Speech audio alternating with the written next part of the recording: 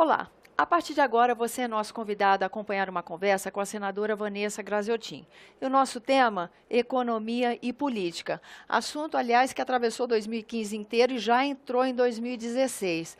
Essa semana, dia 24 de fevereiro, nós tivemos aqui no Senado Federal uma votação importante com relação a como será comercializado e explorado o pré-sal. Como vai ser a participação da Petrobras ou não. Esse é um tema que afeta muito a nossa economia, já que a Petrobras é uma empresa responsável por grande parcela do PIB? Ele afeta mais o futuro, porque o que nós aprovamos ontem, apesar de muitos dizerem da inoportunidade do momento, mas pela insistência de um bom número de parlamentares, votamos a matéria, tanto que a urgência foi aprovada e mantida com 2 votos apenas, não é? Mas o que nós votamos ontem, ele vai trazer um impacto para a nossa economia a longo prazo. Porque o que diz o projeto de lei com 131 de autoria do senador Serra? Primeiro, ele tirava a operação obrigatória e exclusiva da Petrobras em todos os novos campos do pré-sal, para a exploração do petróleo. Mas garante que a Petrobras atue quando for da conveniência da empresa, exatamente, não é isso? O projeto era assim, retirava, qualquer empresa poderia ser a operadora. Mas com a emenda aprovada, o projeto ficou que primeiro haverá prioridade para a Petrobras, a prioridade será oferecida. E outras empresas só disputarão a condição de operadora caso a Petrobras não manifeste interesse em ser a operadora. Agora, por que nós criticamos muito o projeto? Primeiro, no conteúdo, porque ser operadora não é pouca coisa.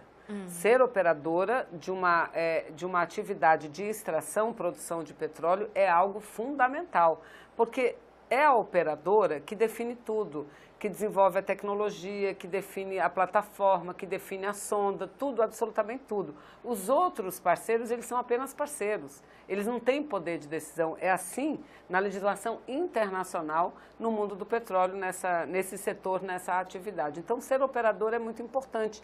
Esse item fazia parte do novo marco do petróleo, da partilha, porque é uma área muito grande e muito rica em petróleo, uma das maiores áreas de petróleo de reserva descobertas nos últimos anos no mundo. Então, é óbvio, e uma empresa de petróleo, ela tem que ser uma grande empresa, ela não sobrevive sendo uma pequena empresa, né? Então, por isso foi colocado. Senador... E eles retiraram ontem. Agora, o que a gente diz é que é inoportuno por uma série de razões. Primeiro, pela situação da Petrobras. E era justamente o que eu ia perguntar, não é em função justamente dessa situação que vivemos hoje, que isso pode ser bom, porque não obriga... Um argumento que a gente ouviu no plenário foi justamente o seguinte, olha, a Petrobras nesse momento não tem fôlego para essa exploração. Mas aí a gente levanta, de fato, a Petrobras, ela vive um momento delicado, mas ela está longe de estar falida, como muitos disseram no plenário. É uma grande empresa, porque o endividamento, ele acomete todas as petroleiras do mundo, as grandes, que, aliás, 94% delas são estatais. Por quê? Porque nós tivemos uma commodity, que é o petróleo, que estava sendo até meados do ano passado comercializada a 100, 120 dólares o barril, ela caiu, está a menos de 30. Então, qual é a companhia petrolífera do mundo que não sofreu impacto? A Petrobras sofreu esse impacto. O outro impacto sofrido pela Petrobras diz respeito a um longo período, sobretudo de 2011 a 2014, em que não aumentaram o preço da gasolina, o preço do combustível. Então, a Petrobras sofreu muito com isso. E a Petrobras sofreu também com um terceiro elemento, que é essa operação Lava Jato, que sem dúvida nenhuma deu um impacto importante.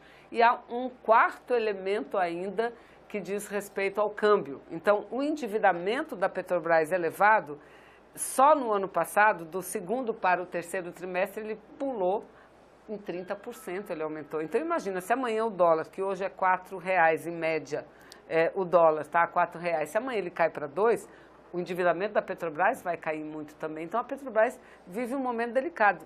Não falimentar, longe, porque a Petrobras é muito rica, é muito grande e tem muita reserva, não é? Mas além desse que eles levantavam isso, há uma outra questão que tem que ser levada em conta e eles não levaram. É que se de fato a Petrobras está num momento delicado, então olha, vamos tirar ela como exclusiva para abrir espaço para outras, eu pergunto, essa é a melhor hora de abrir novas áreas de exploração do petróleo? com o preço a menos de 30 dólares o barril? É claro que não. Mas espera aí, agora a gente cai também, mas o momento do Brasil, porque essa questão de ajuste fiscal, as contas do governo, veja não bem, é a hora não de usar um pouco dessa reserva? Não, porque se você abrir fizer um novo leilão agora, na área do pré-sal... Não vai ser o melhor preço? Não, além de você entregar preço de uma banana, o que seria uma decisão de lesa pátria, além disso, quando que você teria o retorno financeiro? Daqui a 8, 10 anos somente. Então, a saída, se a gente quer ajudar a crise, não é essa. Então, esquece pré-sal para apagar incêndio, que não vai apagar incêndio. Libra. O leilão de Libra já foi feito há algum tempo. O petróleo ainda não começou a jorrar de Libra. E não atendeu a expectativa que se tinha em relação a ele, né? Não vai atender, porque ele ainda está em fase de implantação das plataformas, das sondas, de tudo. Sim, mas se esperava que o leilão fosse mais concorrido do que foi, não é? Ele foi bem. Aliás, o bônus de participação, 15 bilhões de dólares, é muito dinheiro. 15 bilhões de reais é muito dinheiro de reais, é muita coisa. Hoje em dia, se você abrir um novo campo para leiloar, você jamais vai conseguir. Não vai chegar nesse preço. Não, por conta da queda e do baixo preço do petróleo, não é? E ainda você não, a produção efetiva dessa área ainda não começou. Tudo o que a Petrobras produz em mais de 40%, quase 40% da sua produção total, já é do pré-sal, mas é daquele anterior, daqueles mais de 30% que haviam sido concedidos. Então, se a gente quer que a Petrobras, que a atividade do petróleo ajude o Brasil a sair da crise, o que é que nós temos que fazer? Nós temos que capitalizar a Petrobras para que ela aumente, dobre a sua produção no campo do pré-sal que ela já vem explorando. Que já está explorando. E isso é possível, é plenamente possível. Isso sim ajuda a crise agora, não só do governo federal, mas de estados e municípios, porque imediatamente haveria um repasse de royalties. Ontem falavam, não, porque precisamos ajudar a crise, porque... Precisamos ajudar a crise. Mas não vai ter royalties agora, não vai ter royalties agora. Então não tem por que essa pressa. E eu digo, nós ainda temos muita luta pela frente, porque o projeto vai à Câmara, mas a luta maior agora e que a sociedade tem que estar alerta que nós não podemos deixar que se efetive leilão. Porque se efetivar leilão, primeiro, a Petrobras está de fora. A Petrobras está de fora. Segundo, é uma companhia estrangeira, possivelmente, que ganhará e que pagará preço de banana por isso, né? Agora, de um dinheiro que a gente só vai ver em termos de royalties, né? E dinheiro para o fundo em 8, 9, 10 anos. Senadora, a gente entra 2016 com uma questão que também vem de 2015, né? O quadro econômico do país se agravou. Ontem mesmo a gente foi rebaixado por agência de classificação de investimento, quer dizer, agora nós estamos mais atraindo capital de risco do que capital menos volátil. Encarece o custo Brasil. Encarece o custo Brasil. E aí, como é que é o papel do Congresso num momento desse? Porque o ajuste fiscal, que também vem de 2015, ainda continua então, vindo, né? O Congresso Nacional, e aí a gente apelou muito ao presidente Renan, que na abertura dos trabalhos anunciou uma pauta, que é uma pauta obviamente polêmica, porque discordante de uma boa parte de senadores, mas a ideia do presidente Renan é plenamente correta, justa, que a gente ajude o Brasil a enfrentar esse momento delicado. Então não dá, primeiro, para paralisar o Senado Federal, com esses debates de corrupção aqui, corrupção lá, não dá. Quem quiser debater, debata, mas vamos votar, vamos colocar o plenário para funcionar. Porque essa é a expectativa que isso aconteça em 2016. Porque os ajustes propostos pelo governo, esses iniciam sempre pela Câmara. E depois de passar por lá é que chega aqui. Então, aqui, enquanto isso, vamos fazendo a nossa parte, não é? Aí houve uma polêmica. Não, mas essa pauta aqui, não é todo mundo que concorda, nós discordamos. O que está fazendo o presidente Renan? Está reunindo individualmente com cada bloco parlamentar, capturando as indicações desses blocos parlamentares para depois montar uma pauta. Então, é óbvio que dentro da prioridade, nós vamos ter que, e ele, juntamente com os líderes, vão ter que estabelecer as prioridades, ou seja, a prioridade da prioridade. E nós também sugerimos a eles que houvesse um rodízio, não só colocar projeto de um bloco, por exemplo, todos os projetos que estão aí são projetos do PSDB, não pode ser assim. Mesmo porque são projetos que não dialogam com o atual modelo que vem sendo aplicado pelo Brasil e defendido pela presidente Dilma.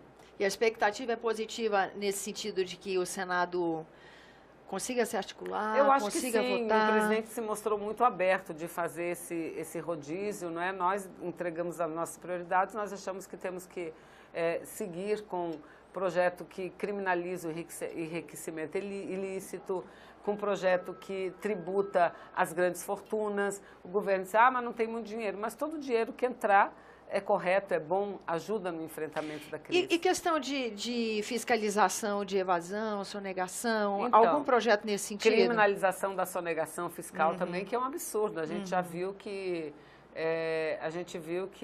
você sonegar, você roubar aquilo que já está no cofre público é crime.